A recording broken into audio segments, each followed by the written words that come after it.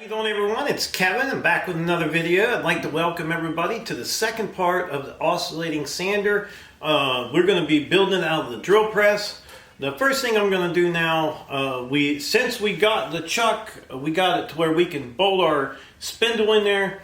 We're going to go ahead and start tearing this thing down because we got to get it cleaned up, get it greased. It's running a bit rough, so let's get it tore down and then we'll start from the bottom up.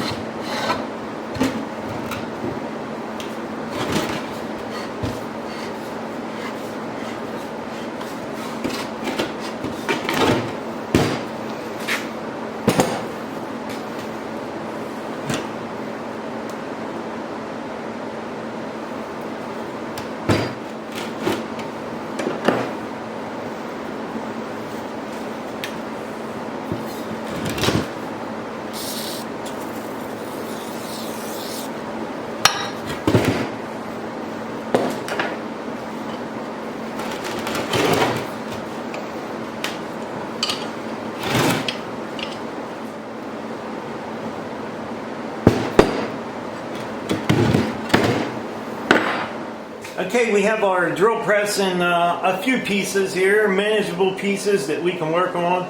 And the first thing I'm going to start with is this base. And like I said, we'll work our way up. So basically, going to start cleaning all this stuff and then greasing it and putting it back together.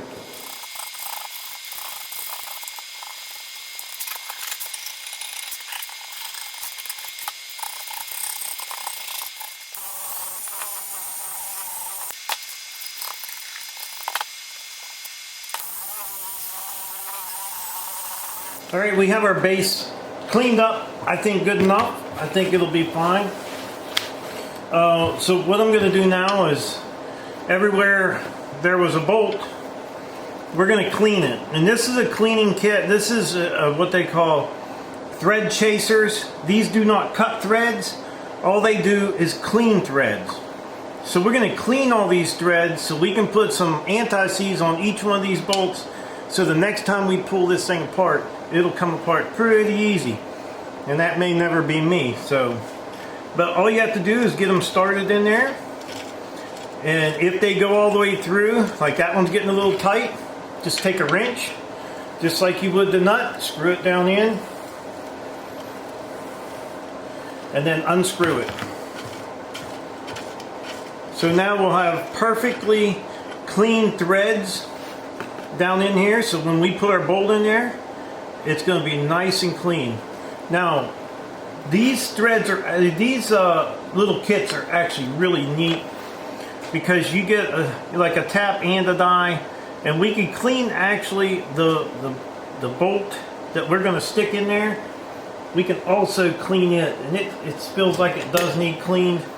So we just put it in a, you could put it in a vise if you wanted, and then just, oh, I'm going to have to use the other side for that one. So we'll stick this one in the, this crescent wrench here. These are a little bit tough when they're out by themselves, but you could do it. And then we'll take another crescent wrench, and what we're going to do is screw it down on there just like you would if you was putting it in the metal there. And it's going to make us new threads down in there.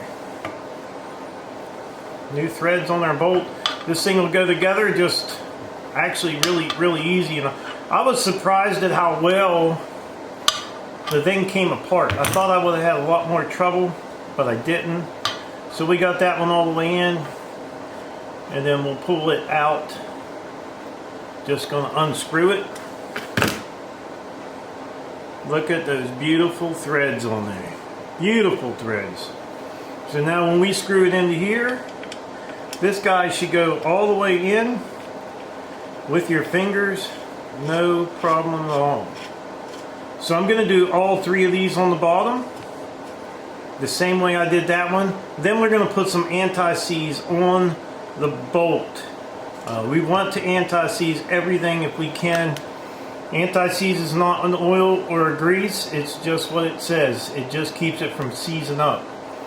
These kits, I will leave a link in the description down below if you guys are interested in these kits, any of these kits. These actually are great for doing these kind of projects, because you can chase every thread, pretty much every one you need. You're going to be able to chase it with this kit. Definitely a good little kit to have when you're restoring something. So I'm going to go ahead and get these done and move on to the next step. Okay, now that I have all my bolts chased, I'm going to go ahead and put some anti-seize on each one of these. Now, it doesn't take much anti-seize to actually work on these, so just a little bit. And I'm going to go ahead and screw these back into the holes. That way I know they're not going to get lost. We know exactly where they're at. Our base is basically, it's done. We're just going to rub it down with some oil. We're not going to be painting anything. We're going to leave it all natural.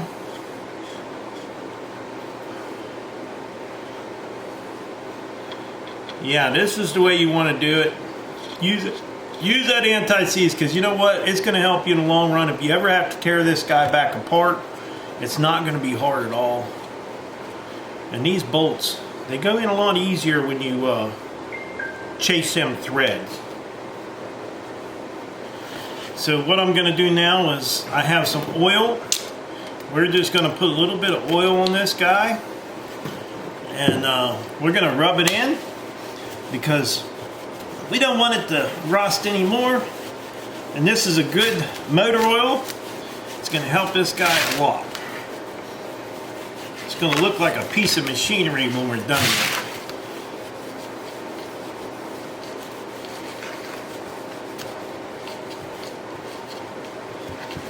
it. This looks so much better, just cleaned up.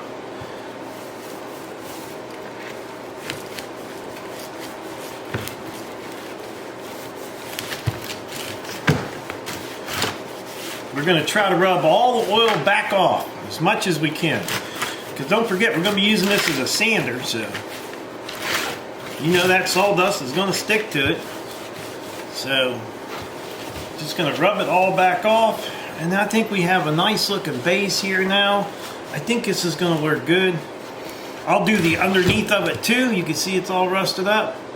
I wire brushed it a little bit, but we'll go over it and put some oil on it too. So this looks pretty good. So we have our base done. Now we're going to work on the piece that goes up here, and we're going to get it cleaned up and get it mounted on.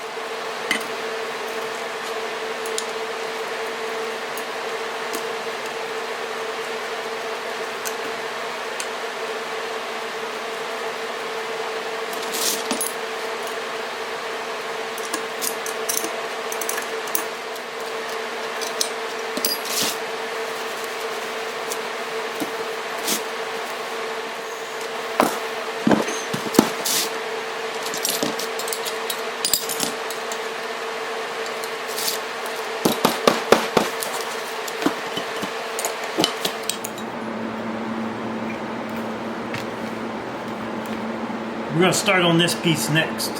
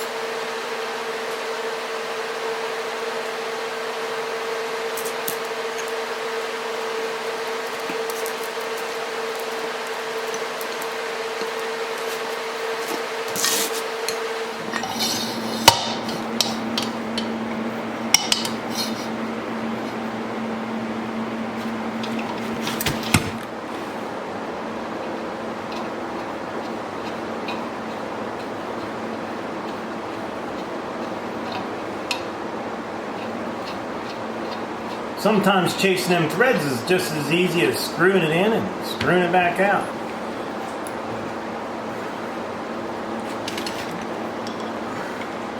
Then other times you need a wrench.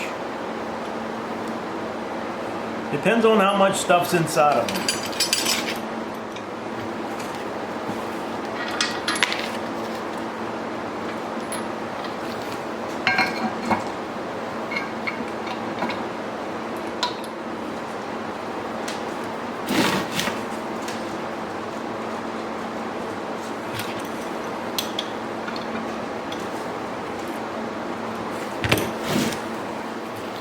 Okay, we got the, this is where we drilled out for the spindle to go in. I've got this all taken out, and I have a broken snap ring down in here. So we're going to replace the snap ring. The dust cover on the bearing is actually missing, so we might just pack that in grease and hope for the best. We're not going to replace a bunch of bearings, but we're going to go ahead and stick us a new snap ring on this thing because we don't want it falling apart. So we're getting it done pretty good here. Once I get this piece done, we'll work on this big block here so we can get it mounted on. It's coming along actually pretty good.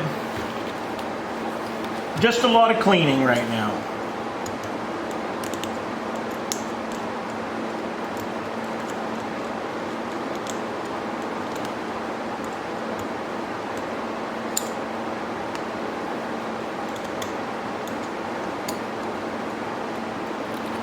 Okay, that snap ring's replaced. We're just going to pack these bearings from the top. This one down here is sealed. I'm sure that one's supposed to be sealed too, but it's not on there. And the bearing, it's tight in there. Everything's tight, so we're just going to pack them in grease and get them put back in. Okay, we have this head all tore apart. All our pieces are pretty much cleaned up. We're just going to go ahead and clean all these threads out. Anywhere where a bolt needs to go in, or a pin, or a key there, we're going to go ahead and get it cleaned out real good.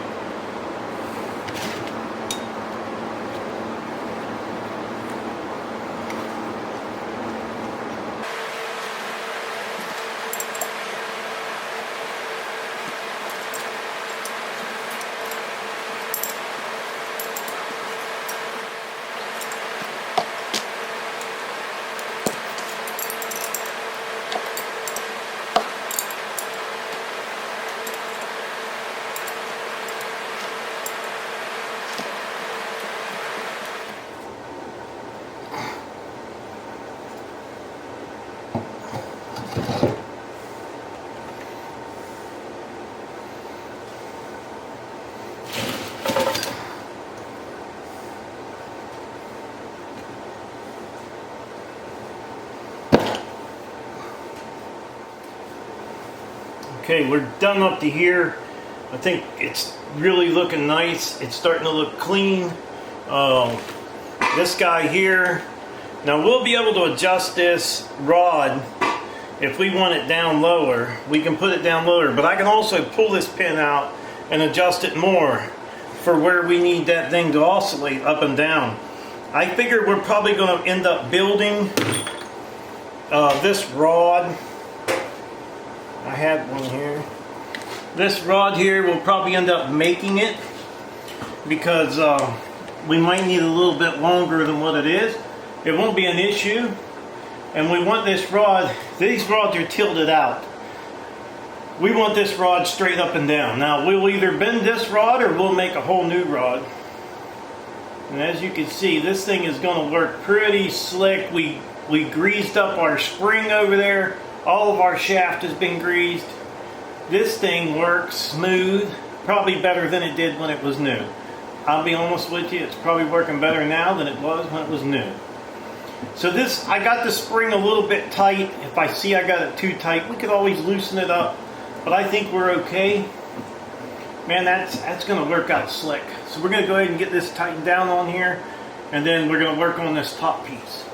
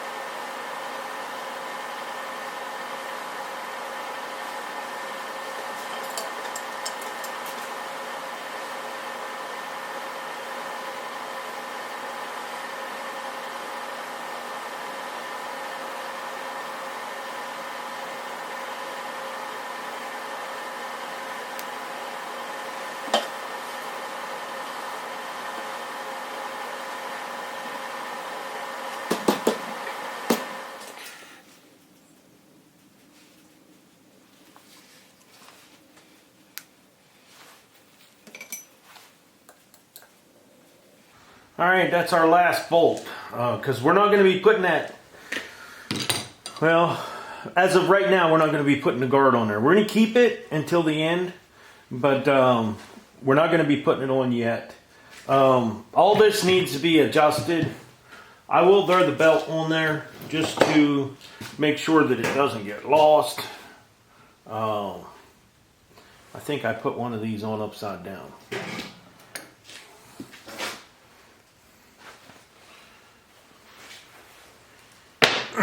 Yeah, I put one of them on upside down. I think this one here. We're going to go ahead and take this back off and flip it over. One of these I didn't want to put back on because it covered the screws, and that's this one here. So we're going to flip this back over and then put it back on, which is pretty simple.